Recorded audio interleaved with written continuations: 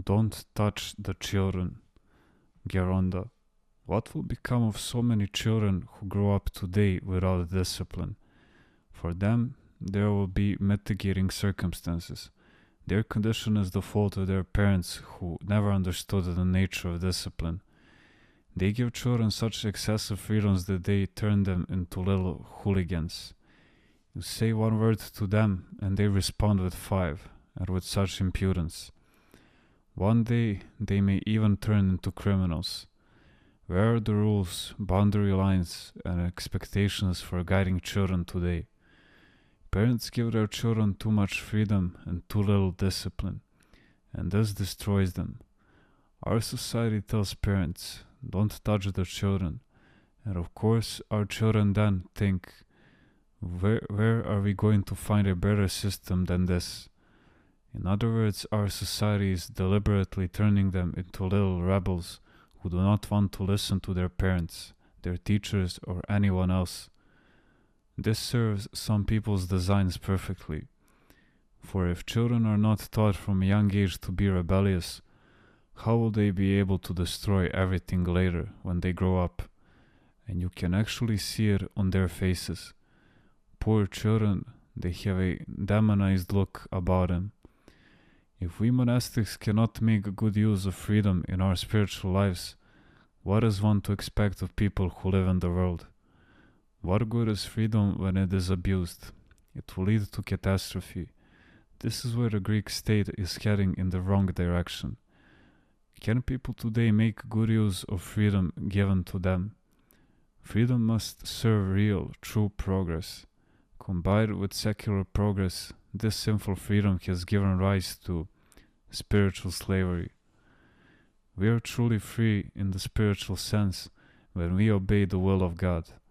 But you see, whereas it is obedience that gives us true freedom, the evil one works the opposite way, presenting obedience as enslavement. Thus, our youth who have been poisoned by the spirit of rebellion reject obedience.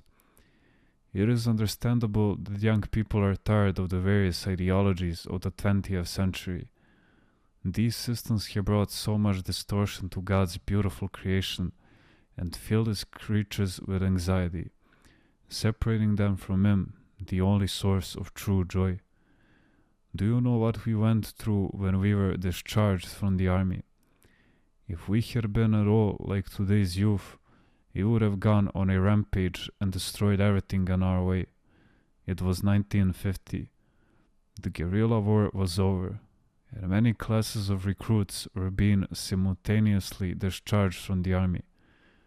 Some of us had been at war for 4.5 years, others for 4, others for 3.5. Exhausted, we arrived in Larissa and headed for their transit centers, only to find them full. So we tried some hotels, but they would not accept us. Soldiers, they must have thought. If they lodge here, not a single blanket will be left clean. It was not as if we did not have money to pay for the rooms, we did. It was March and very cold. Fortunately, an officer saved us, God bless him. He went and found out the train schedules and their maneuvers, and arranged for us to spend the night inside the train cars. They will do the maneuvers throughout the night, he told us. But don't be afraid, the trains will depart at this or that time in the morning. And indeed, the trains were moving around all night long, but they left as scheduled in the morning. Finally, we got to Thessaloniki. This was home for some soldiers, and so they left. The rest of us went to the transit centers, but here too they were full. Next, we tried the hotels, but no luck. I pleaded with them at the hotel. Please give me a chair to sit on, and I will pay double the rate of a room. Sorry, we can't do that, they replied. They were afraid that someone might see me and turn them in for not giving a soldier a room. I spent the whole night outside with other soldiers standing up and leaning against walls. Everywhere you looked, the pavements were full of soldiers, as if we had a parade. If today's youth had been in our place, they would have burned Larissa, Thessaly, and the entire province of Macedonia to the ground. Although they faced no difficulties compared to those we had, today's youth still destroys property. It was so different back then. All those poor soldiers, having suffered through the invasions, the disasters, certainly felt bitter having to endure this hard treatment at the hands of their own countrymen, but it never crossed their minds to do anything bad.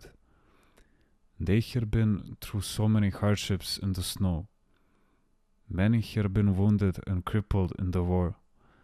They had sacrificed so much, and now they had to sleep out on the street. This was how their countrymen were saying thank you.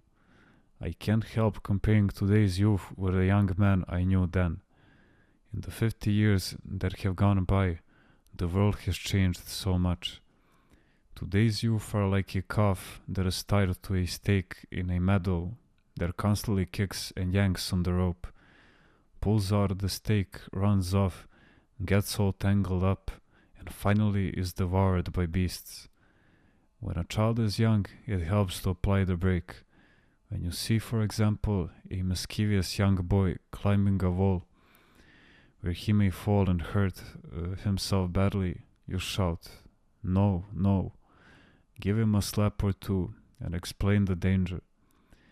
Next time he will be careful, not because he is afraid of the danger, but because he is afraid of being slapped.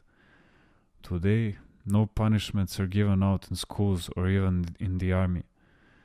This is why young people are such a menace to their parents and their country. In the army in the old days, the tougher the basic training was, the greater the bravery the soldiers would show in battle.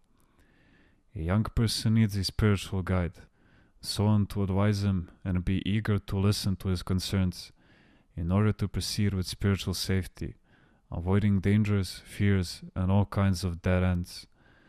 All of us, as we grow older, acquire experience from our own lives and from the lives of others. But a young person lacks this experience. This is why an older person can help inexperienced youth avoid blunders. When young people refuse to take advice, they end up experimenting with their own lives. But if they follow the advice given to them, the gain will be theirs. Young men from a Christian organization visited my gallery once and were boasting, full of self-confidence. We don't need anybody. We will find our own way. Who knows why they said that? Perhaps they had been pressured too much and were rebelling. When they were about to leave, they asked me to point them in the right direction for Ivan Monastery. Which way should we go? They asked. Wait a minute, I told them. Didn't you boys say that you needed no one, that you will find your own way? Didn't you just say that? If you miss this road, you'll have only a minor inconvenience. At some point, you will run into someone and he will show you the way. But who is going to show you the road to heaven? How will you get there on your own, without a guide? One of them said, "You know, the elder may have a point."